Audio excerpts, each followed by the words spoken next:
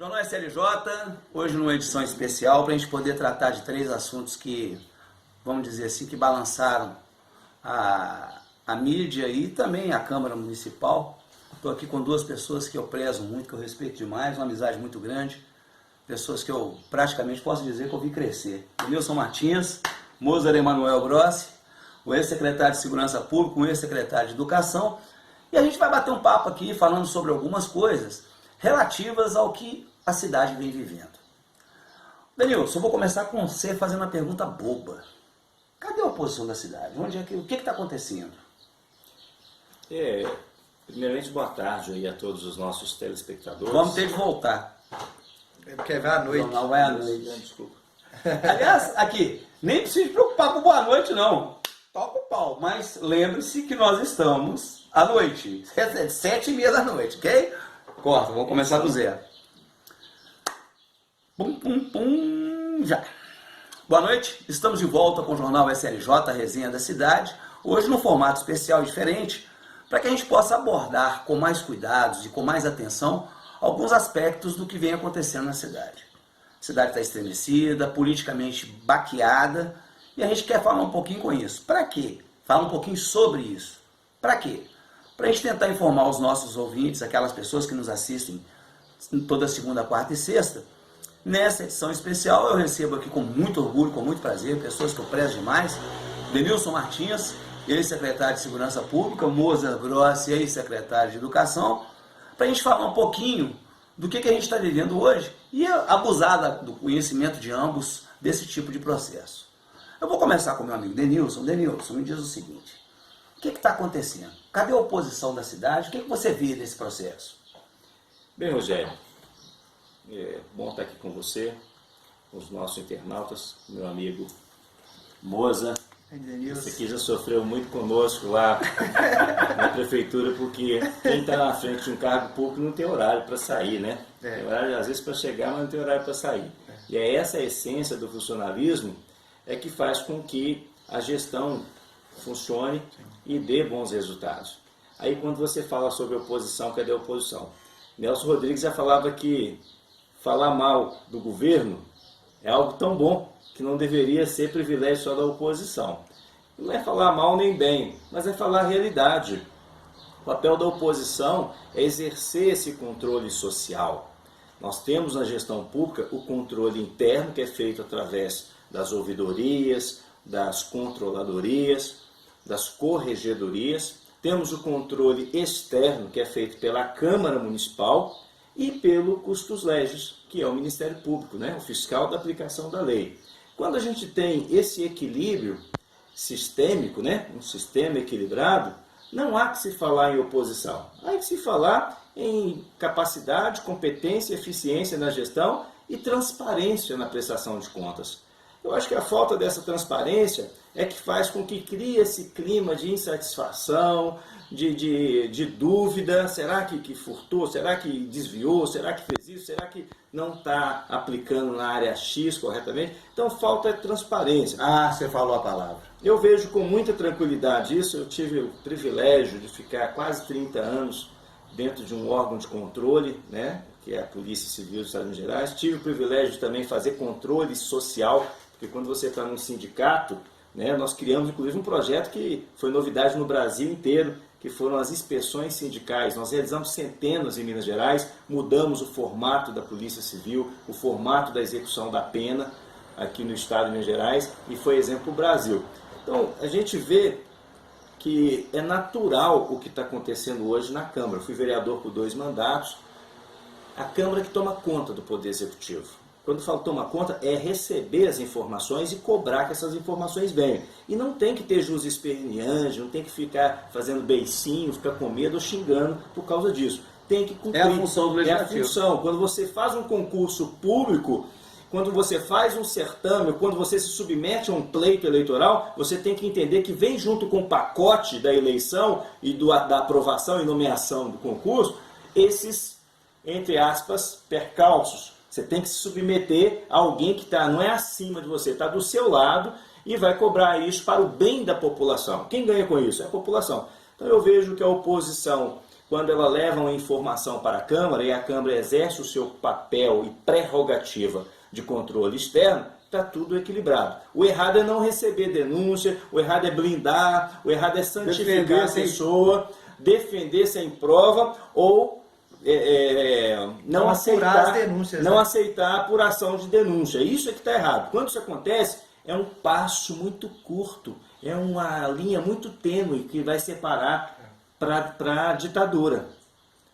O Estado Democrático de Direito mostra o equilíbrio entre as instituições. Para isso tem 3 poderes, Edenilson. Para isso tem 3 poderes, para isso que tem lá na Constituição Federal o Ministério Público, que entra aí como essa instituição que pode permear o funcionamento das demais, né? Então a gente tem que entender que é isso, né? E quando fala aqui, por exemplo, desses pedidos de CPI, esses pedidos de audiências públicas, é porque a população está sentindo falta disso, de mais transparência.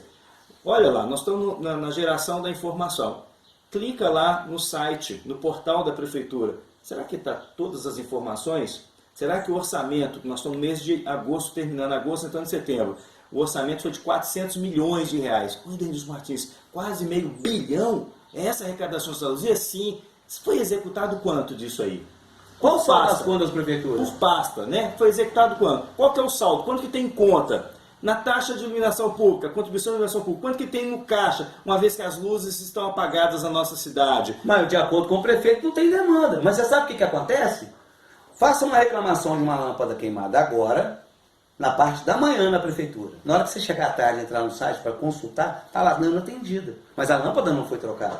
Assim é fácil o prefeito afirmar. Falta de ouvidoria, falta de transparência, falta de uma administração descentralizada que esteja mais próximo do cidadão, que ele não tem que vir na Fremisa para reclamar, ele tinha que estar com essa ferramenta da administração pública próximo dele para ele poder reclamar. Haja vista, nós temos que entender que o nosso cidadão, ele é também um cliente. Por quê? Cliente porque ele paga muito caro pelo serviço público que ele muitas vezes não recebe. Ele não recebe taxa de esgoto, ele não recebe um transporte de qualidade, ele não recebe uma segurança pública de qualidade, não recebe uma saúde de qualidade, mas ele paga à vista.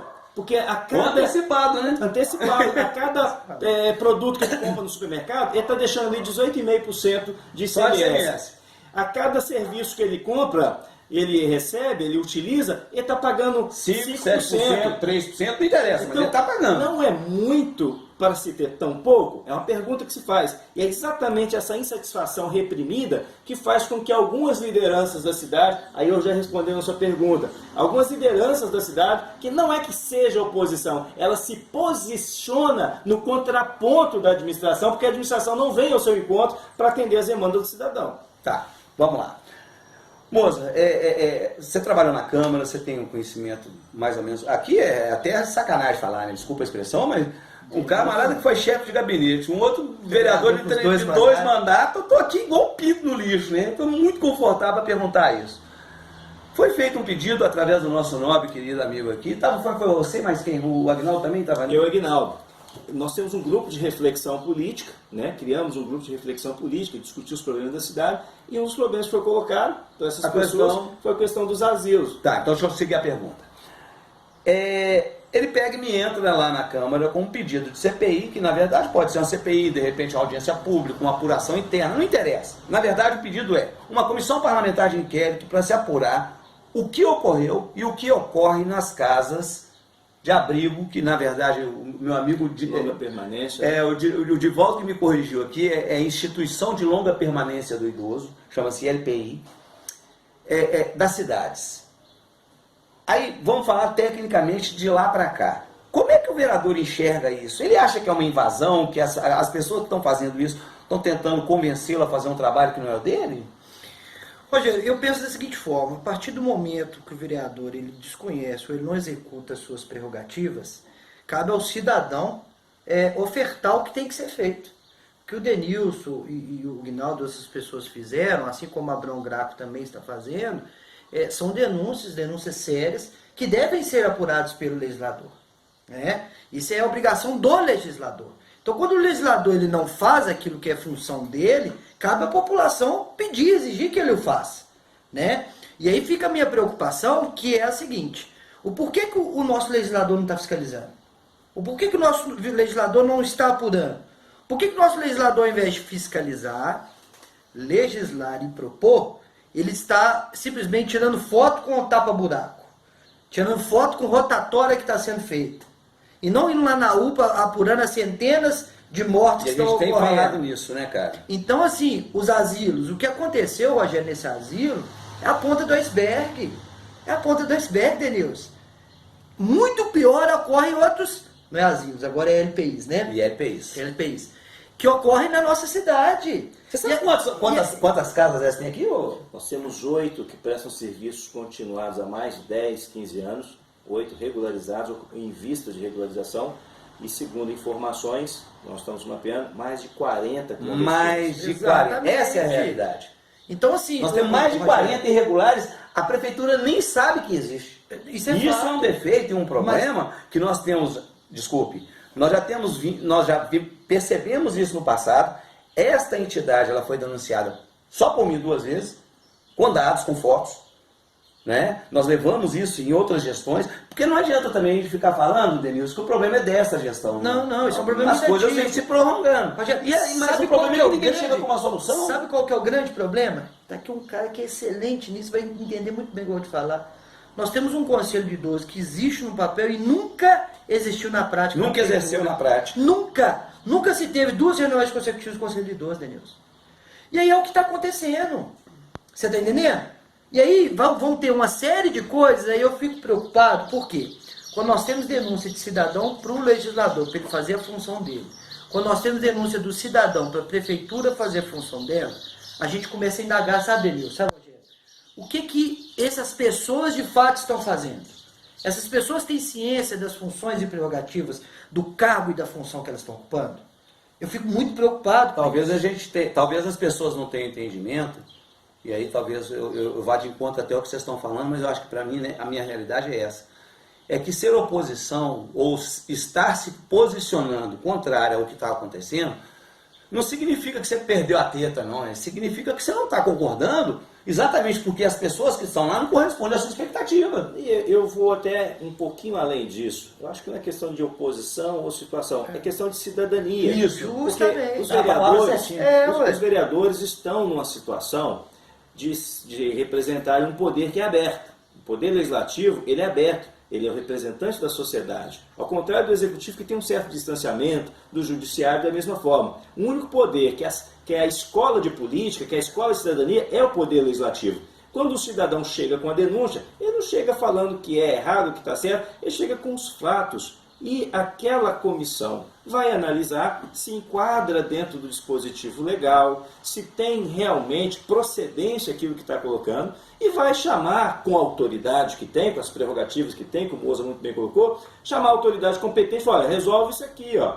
Então, quando o cidadão chega, ele não está chegando, por exemplo, no meu caso, eu não estou falando que eu sou situação, que eu sou oposição, eu estou como cidadão, tive o privilégio de ter a oportunidade de experienciar o que é gestão, O que está lá do ao lado longo lá, da minha carreira, tive a oportunidade legislativo. de vivenciar isso no legislativo e estou vendo que é uma disfunção. Deixa eu ajudar. aliás, o homem que município. não dava sossego pro prefeito era esse cara aqui, viu? Porque era Outro competência. cara que sofreu. É, a competência. E graças a Deus E ele o deu respeitava. resposta. Ele E o deu resposta. respeitava. Isso é importante. A gente cria relações de respeito e não de medo, de aversão.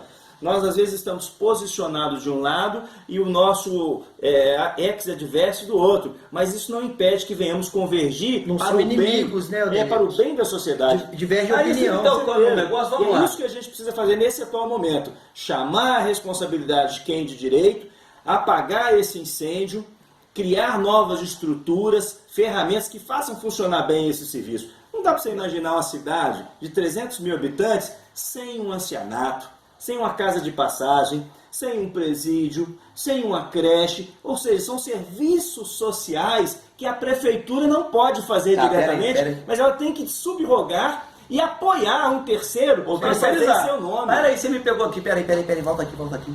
Você me tocou 2 assuntos interessantes. A primeira pergunta que não quer calar, e por que eu queria que você me explicasse isso? Aonde que nós estamos, como estamos, vê se você consegue me dar um apanhado assim rápido, de como é que vocês chegaram à conclusão de que era necessário uma CPI do asilo? Primeiramente que trata-se de um serviço público e de uma política pública nacional. Nós temos o Estatuto do Idoso que fala a dignidade da pessoa humana é exercida através do controle, do regramento e do funcionamento dessas casas de acolhimento de idoso e de longa permanência. E isso não existe em Santa Luzia, não há esse controle efetivo da Prefeitura, da Secretaria de Desenvolvimento Social, que é o órgão apropriado. Não está tendo atenção básica para acolhimento das vacinas, para o acompanhamento clínico e médico dessas pessoas que estão numa idade vulnerável, né? Existe uma política nacional para o idoso que não vai sendo observada. Então isso é fato. Hoje mesmo, eu estou vindo da casa dos idosos Cantinho da Paz, aqui no São Benedito, na rua São Paulo. Tivemos semana passada na Bem Viver, lá do companheiro Edivaldo. Já foi para Germano? Já tive em outra ocasião e quero voltar agora para ver se o funcionamento, como está. E vou te dizer, elas estão funcionando com regularidade, mas qual que é a participação efetiva do poder público lá dentro? Nenhuma. Existe transferência de recursos, valor per capita interno? Não existe. Existe esse controle efetivo da Secretaria da Saúde, da Vigilância Sanitária? Não existe. Existe vistoria regular, periódica? Não existe. Existe o controle de zoonoses, controle de endemias lá dentro, porque nós estamos falando de um estabelecimento que abriga pessoas, não é uma casa, não é uma família, mas é um estabelecimento que tem 20, 30 pessoas, com certeza. E precisa ter esse controle. Não tem. Então a gente precisa de ter um marco regulatório público. Então o que levou a essa solicitação é exatamente isso, a presença do poder público que tem que ser efetiva nessas unidades e não está sendo isso. Moza, eu vou dar uma notícia para o Denilson. E mais do que isso, no caso do Barreiro do Amaral, teve 11 mortes, 11 óbitos, sem qualquer tipo de controle, investigação, de crivo do poder público. Isso é importante. Vou te contar um negócio aqui, que você não sabe, eu vou falar para o Moza já engatando na pergunta. A Sociedade São Vicente de Paulo, o asilo da Sociedade São Vicente de Paulo, foi notificado pela Prefeitura porque não tem uma enfermeira para poder dar atendimento.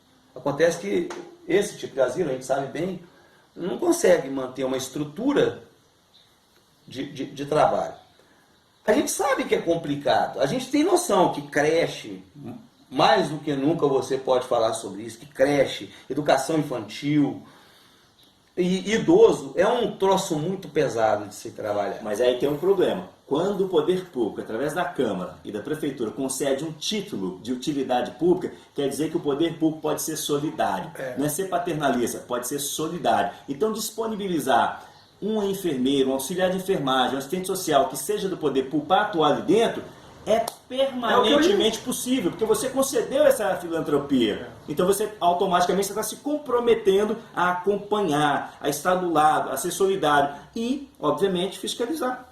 Aí eu te pergunto, dadas as circunstâncias, a gente não está vendo mobilização do poder público, enquanto prefeitura, enquanto Estado, depois do escândalo que foi o asilo do Barreiro do Amaral. O que você acha que está faltando? Está faltando ingerência do Legislativo?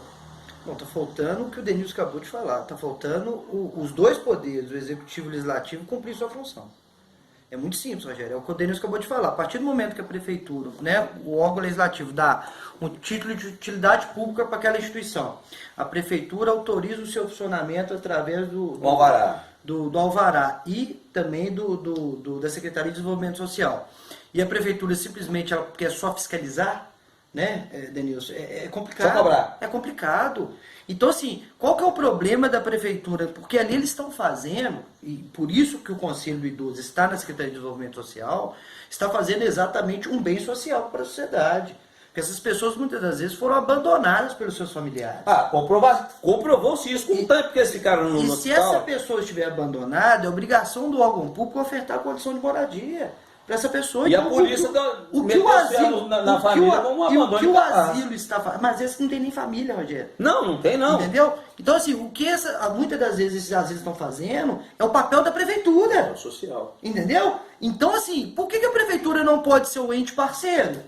Tá, é só o ente que vai ali fiscalizar, que vai punir, que vai fechar. Ou punir, né? Óbvio que ela tem que fiscalizar. Se estiver errado, tem que punir, né? Mas ela não pode ser parceira. Ela não pode falar, fulano, aqui está em desacordo com a vigilância sanitária, vamos fazer isso e isso, está faltando a enfermeira do posto, uma vez por semana ela vai vir mas deixa eu contar uma coisa para você aqui.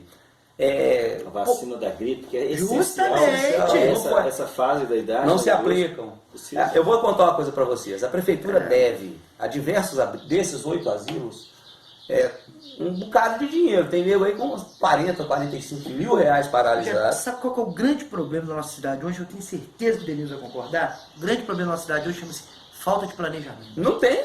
Não existe planejamento em nenhum setor da prefeitura. Nenhum, Rogério. Se você falar, se alguém da prefeitura hoje virar para mim e falar assim, não, nós temos um planejamento para o trânsito da Avenida Brasília ou para o trânsito de qualquer parte da cidade. Mentira. Nós temos um planejamento para a área da saúde da cidade. Mentira. Não existe. O que a gente vê aqui na cidade é simplesmente o cara acorda pensando em fazer... Parar de balançar minhas câmeras? Pensando em fazer A...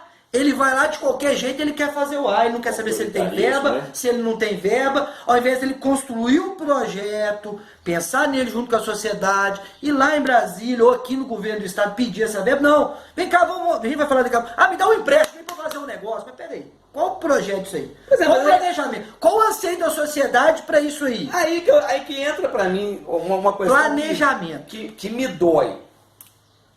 dói, Aí o seu prefeito pega e manda para a Câmara. Depois de ter chamado os caras de corruptos, de bandidos, de não sei o que, mas não me interessa. Mas ele falou, não fui eu. Uma falta de respeito não com o fui legislativo. eu que ele falou, né? Aí o cara pega e manda para a Câmara, o cara não, desculpe, o seu prefeito me manda para a Câmara um projeto de lei que deveria ser aprovado em tempo recorde, senão as obras não saem esse ano. Não, já não sai esse ano. Não sai. Não sai. Peraí. Não sai. Denilson, começa a obra em setembro, Denilson? Deixa eu fazer um adendo. Eu me senti provocado Lá vem eu. positivamente na fala. Tô falando, eu vou do meu trocar de amigo lado, eu vou Moza. partir. Me senti provocado positivamente. Planejamento. Ué. Questão do idoso. Nós temos uma política nacional. É dever do poder público municipal criar um fundo por força de lei. Quando eu falo lei, não é um decreto. Por força de lei é onde o poder legislativo participe. E de forma que tenha-se esse fundo para financiamento das políticas públicas de defesa do idoso, e esse fundo poderá ser abastecido com recursos do orçamento próprio do município ou com recursos externos, como, por exemplo, emendas orçamentárias de deputados federais, de deputados estaduais, do próprio Poder Executivo Estadual, que tem uma Secretaria de Ação Social muito mais ampla no governo do Estado, e que pode sim carrear políticas públicas, instrumentos públicos, normativos que venham atender essa política. Então, fundo próprio para isso a prefeitura poderia ter criado. Criar um planejamento, um plano de ações nesse sentido, mas não se faz. Eu conheço centenas, eu conheço, vou ser bem franco, conheço dezenas de deputados federais e estaduais. Só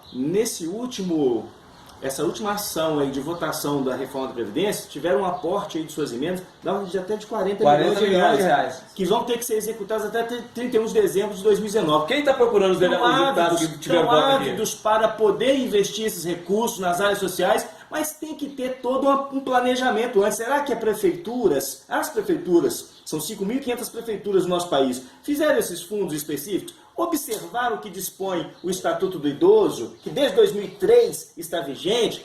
Aí o que a gente faz? Vem com o pires na mão, vem no final, no apagar das luzes, remendar, e depois chorar. Olha, nós estamos sem recurso, olha, não deu para fazer isso. Não deu não, faltou gestão, faltou competência, faltou humildade de entender que a gente pode pedir ajuda para quem tem. Já matou minha pergunta toda. Acabou com minha pergunta. É isso. Pronto, o cara precisa planejar, o cara precisa equalizar, o cara precisa consultar a sociedade.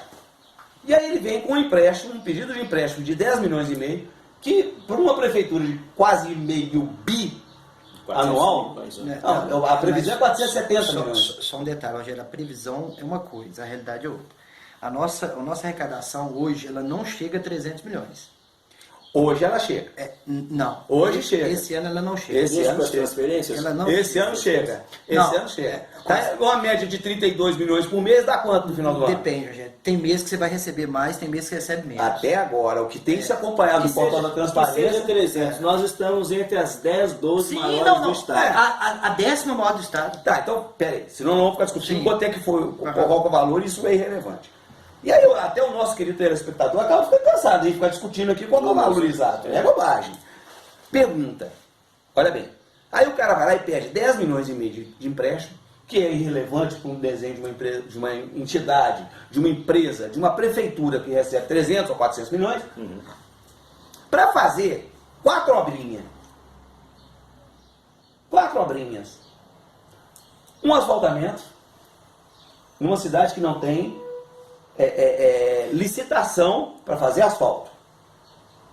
Reforma de um posto de saúde, de um OBS, que tem recurso federal para isso. Existe recurso federal que já específico. Já vem, não tem que pedir não, já vem. Para isso. Específico, Mexendo no Curumim, onde vai se fazer um CRAS, que eu acho que até seria muito interessante, talvez de todos o mais importante seria esse, mas não se pensou na cidade. Pergunta, empréstimo nessa altura do campeonato é viável? Rogério, eu sou totalmente contra o empréstimo para esses motivos aí. Vou te explicar por quê. Todas essas obras aí, existem recurso próprio para isso. Não precisa você pedir empréstimo, não. Entendeu? Você já tem recurso próprio. Para o Curumim, que é para abertura de um CRAS, é só o secretário de Desenvolvimento Social e no MDS pedir um projeto, um simples projeto, resolve isso. Tá? E se ele não quiser, ele tem esse recurso lá parado do IGD. O recurso do IGD, que é do Bolsa Família, onde tem atendimento do Bolsa Família e o CRAS tem, serve para isso, e ele tem fundo lá para a reforma disso lá, não precisa. A reforma dos postos de saúde já vem regularmente mensal para isso. Manutenção também? Manutenção já vem do governo federal. É isso mesmo? Já vem. Então, a única verba que não tem, que está inclusa nisso aí, seria o asfaltamento do Alto Maravilha. Peraí. Altas Maravilhas ou Bom Destino? Porque no Bom Destino são 4 quilômetros. O grande problema que eu vejo nesse projeto é a falta de estabelecimento de uma prioridade que tenha participação popular. Ele chegou com um pacote fechado e falou, aprova isso aí para mim. Foi, mas eu só vou aprovar como vereador.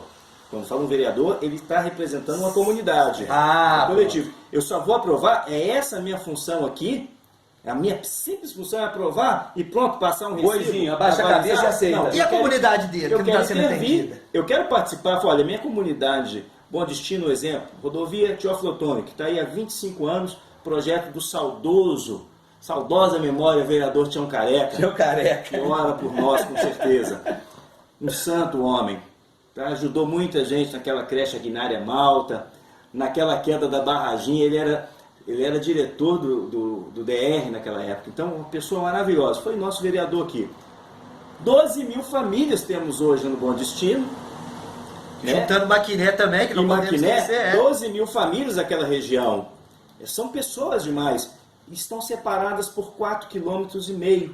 Se não for esses 4,5 km mal estabelecidos, eles têm que rodar 19 quilômetros. Aí quando eu falo eles, é eles na ambulância, eles na viatura policial, eles no caminhão de leite. Como disse o Bruno, estamos juntos lá ontem. Não é verdade? Então é muito difícil isso.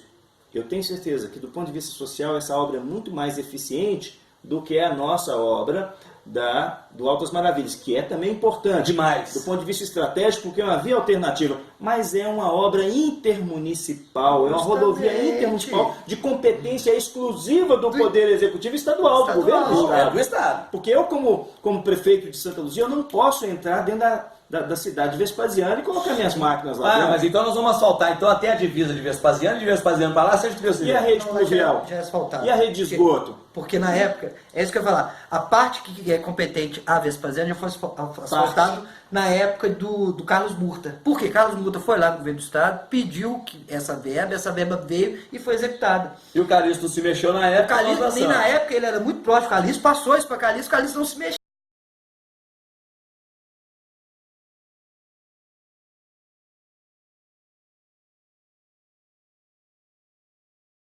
Então o que falta é o nosso gestor público entender que ele sozinho não faz nada. Ele precisa dos outros entes, ele precisa do poder legislativo, ele precisa ir lá no governo do estado, ele precisa fazer projeto, ir lá no governo federal, isso para ele gostoso conseguir essas verbas política, justamente. Né? O que é chato e estressante para uns, na verdade, para 99% dos políticos, é o que é o gostoso na política, que é a arte do diálogo, do respeitar o outro, de conquistar benefício coletivo. Sabe o que eu vejo, Denilson? Eu vejo que ele achou que simplesmente a prefeitura era um mundo de dinheiro, que ele acusou muita gente, não se provou nada, ele acusou que existiam inúmeros fantasmas e nunca existiu, e que tinha dinheiro infinito lá para fazer o que bem entender.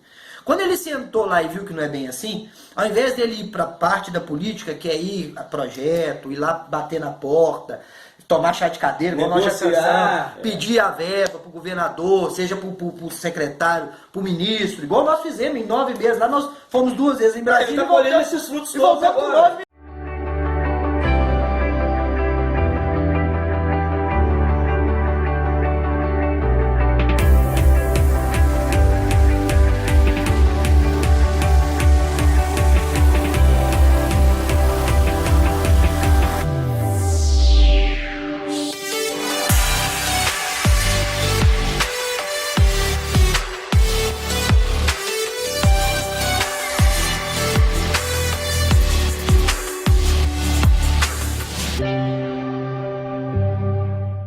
Rogério, quando eu tenho o poder público ele indo para o imediatismo, me preocupa muito, Denilson.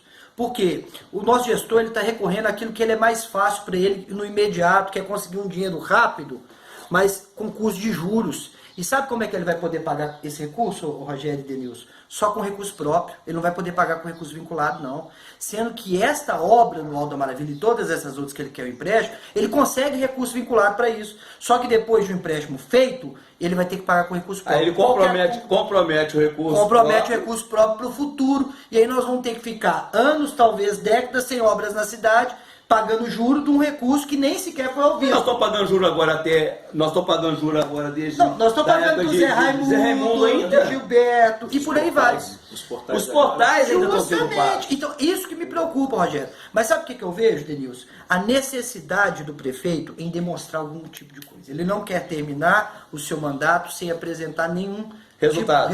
E até agora não apresentou. E ele recorre para o mais fácil, que é o empréstimo.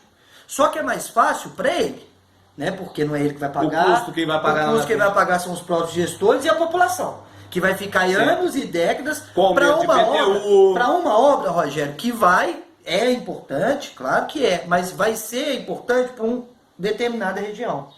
Para o São Benedito, essas obras interessam para quem não muda em nada. Não muda absolutamente nada. Então, se fosse um empréstimo necessário para uma obra de grande infraestrutura, para a cidade de Santa Luzia, de mobilidade urbana, que nós precisamos, já passou da hora, e principalmente para escoamento de águas de esgoto e saneamento básico, por exemplo, chuva. Chuva todo ano tem inundação, morre gente, pessoas perdem casa. Cadê o projeto? Cadê um pedido de... não deu tempo de fazer o projeto. Vou pedir então o empréstimo para resolver o problema da drenagem da cidade. Aí eu seria a favor. Tá, vocês dois tocaram na mesma coisa, então vamos fechar essa brincadeira aqui com o seguinte raciocínio. O prefeito brigou com 10 vereadores. Vamos botar assim, entre aspas, ele brigou com 10 vereadores. Ele se colocou contrário a esses 10, achando que os 10 não serão capazes de ser os legisladores que a cidade merece. E agora ele pede para esses mesmos 10 apoiarem e aprovarem esse projeto de empréstimo. Qual é o posicionamento dos senhores dois? Cada um fecha aí para mim, para a gente poder entender. Eu vou ficar caladinho, só ouvindo. Eu acho o seguinte, Rogério, ele deixou claro na live que ele fez segunda-feira, ao pressionar os vereadores a aprovar esse projeto na live, colocando a culpa nos vereadores das obras não estão acontecendo por causa do vereador. E é mentira, prefeito. Mentira. Essas obras não estão acontecendo porque não houve planejamento. Né? Agora você recorre aos 49 do segundo tempo, sendo que esse ano a gente não consegue começar a obra, porque setembro, outubro, novembro começam as chuvas, então não dá tempo, vai começar as obras só ano que vem. E aí eu te pergunto, vai dar tempo de fazer essas obras? Não, porque tem o período eleitoral, não é isso, Denilson? Tem calendário eleitoral, do ponto de vista jurídico, ele é impeditivo para certos procedimentos. Um deles é a suplementação orçamentária, que não poderá acontecer. Então, o Moza foi muito feliz na fala dele. Nós temos aquilo que é imponderável. Nós estamos falando de uma gestão, uma administração, que ela começou no meio do caminho. Isso é imponderável, não dependeu dele. E isso deveria exigir dele um outro tipo de comportamento. De ser mais submisso às parcerias. Mais agregador. Ter uma postura mais agregadora. De ser, como posso dizer, ter uma gestão mais aberta à participação do governo federal, do governo estadual, da Câmara Federal. Nós temos que entender o que está acontecendo no nosso país hoje do ponto de vista econômico, do ponto de vista político. O poder orçamentário hoje saiu da mão da União, do Poder Executivo, para o Congresso Federal. O orçamento hoje é impositivo. Então, se você quer uma obra, prefeito, prefeitos do Brasil inteiro, vá até a Câmara dos Deputados e converse com o seu deputado para que ele inclua no Orçamento Geral da União, que doravante passa a ser impositivo, ele será executado, para que você tenha então esse serviço. Mas parece que essa lição não foi aprendida aqui em Santa Luzia. Aqui nós estamos reféns de apenas um deputado federal, né, que somente ele que tem o acesso ao prefeito, somente ele tem acesso às obras. Eu quero dizer que é importante mas mais importante do que é termos os 53. Ou 53 de Minas Gerais. Né, uma vez que somos... Ontem mesmo o Aécio Neves mandou uma verba para cá através da Câmara, comunicando a Câmara. Eu não consigo entender por que mais deputados não fazem isso. Tramonte. Através do deputado Gilberto Abramo, também trouxe verbas na ordem de 100 mil reais para a saúde. Pode ser pouco, mas é algo que ajuda a pagar o déficit. Sem dúvida. Né, que sem a gente dúvida. tem de farmácia. Remédios, que está faltando e muito. Que pode ampliar se houver um planejamento. Eu acho que a prefeitura poderia já ajudar para o ano que vem a mandar projetos de lei para a Câmara que crie fundos para políticas públicas específicas, que aí você tem como aportar esses recursos de uma forma mais ágil, mais prática de ser entendido. Outra coisa, melhorar a interlocução, criar ou nomear alguém que tenha mais link com a classe política, para que possa ter mais fluxo, dialogar, de um diálogo mais fácil, como o governo do estado hoje está fazendo. Ele tirou uma pessoa que tinha uma visão mais compartimentada do ponto de vista de gestão, né, Custódio Matos foi prefeito, e está colocando aí o deputado federal Bilac Pinto, né, que está no seu 4º mandato, um articulador nato. Para quê? Para melhorar a interlocução com o Poder Legislativo. Eu acho que são ações do dia a dia da política que devem ser exercitadas, que vai ajudar. Mas eu fico muito preocupado exatamente com o que o Moza colocou. Não teremos tempo hábil para executar essas obras. Vamos ter um financiamento que, na verdade, perde a sua utilidade, porque ele não se executa, e vai ficar um endividamento inócuo para as próximas gestões. E é a troco de que pegar o dinheiro, então? A troco de que pegar o dinheiro? Eu tenho confiança. Você está sendo profeta aí. Não, eu tenho a confiança, pelo um pouquinho de experiência que a gente tem, das relações que a gente estabelece aí fora, que essa obra do Altas Maravilhas, que eu quero aqui nomear de Rodovia Vetor Norte, dada a importância que ela tem para essa região, ela será sim executada pelo governo do estado.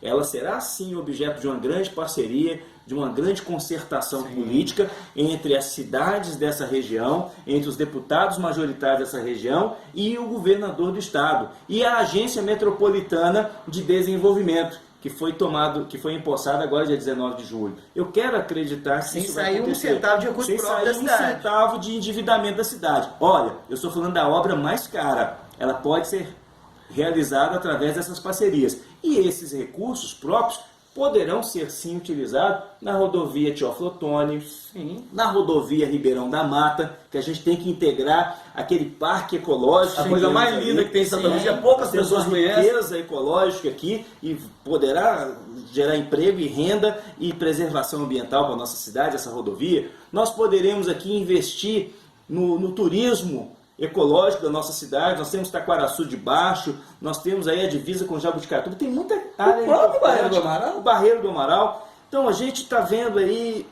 um certo desperdício, né, de energia, de tempo, de dinheiro, de recurso, que poderia ser equacionado se tivéssemos melhores relações e uma veia política mais vigorosa. E planejamento. Um minuto para cada um, suas impressões, suas conclusões gerais em relação a isso tudo. Rogério, o que eu deixo aqui, claro, eu acho que vale uma reflexão para a nossa população, é que a gente tem que parar do imediatismo.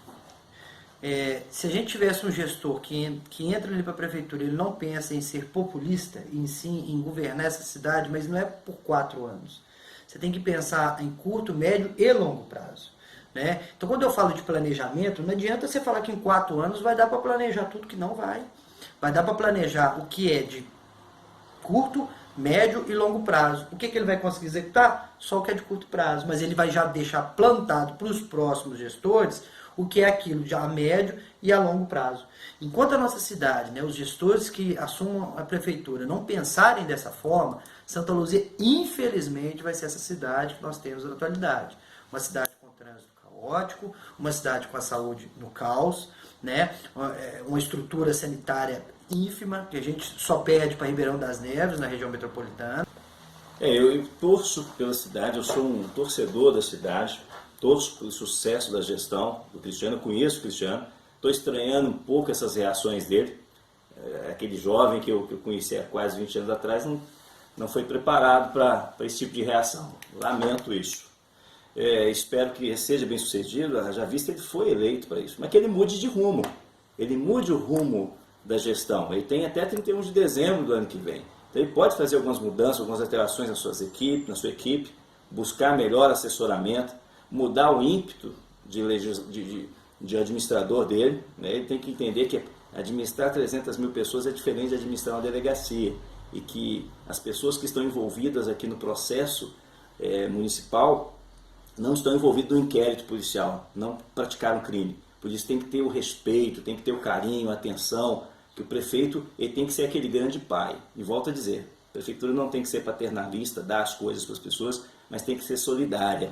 E o mandato é para isso, esse tempo que a gente tem para demonstrar essa solidariedade administrativa, esse cooperativismo. Então, desejo sucesso para ele. Eu não sou da oposição, quanto pior, melhor. Não sou opositor, eu sou aquele que quer ajudar. E para ajudar você tem que falar a verdade, não está dando certo.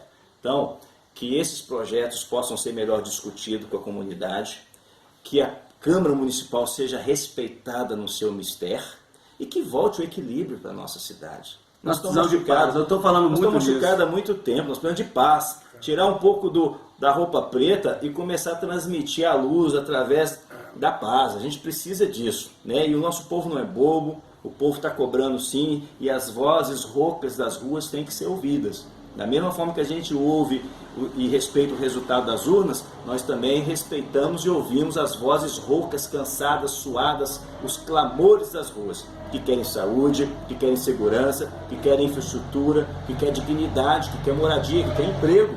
E a prefeitura é a escola de cidadania, é aqui que ressoa todas essas demandas que muitas das vezes ela acaba redundando no governo federal, no governo estadual, mas ela acontece aqui no município. E a gente tem que ter paciência com as pessoas por causa disso, né?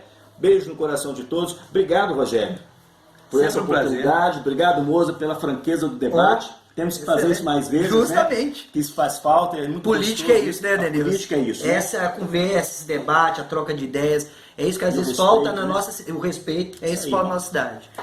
Pois é, minha gente. Então, hoje, nessa edição especial aqui, que me deixou muito satisfeito, primeiro por privar da presença dessas duas personalidades aqui, que, além de terem meu respeito, têm a minha amizade. Com toda certeza é isso. O Jornal SLJ agradece a presença de vocês. E nós vamos compartimentar essa discussão aqui, vamos pegar a fala de um e outro, tentar montar um outro processo para a gente poder divulgar para vocês no WhatsApp e em outras redes sociais, de forma que isso possa viralizar, se tornar uma realidade. E quem sabe isso não chega até o nosso digníssimo prefeito e ele entenda que aqui não tem inimigo. Ele tem pessoas que querem o melhor para a cidade. Não é isso? É isso aí. Uma boa noite a todos.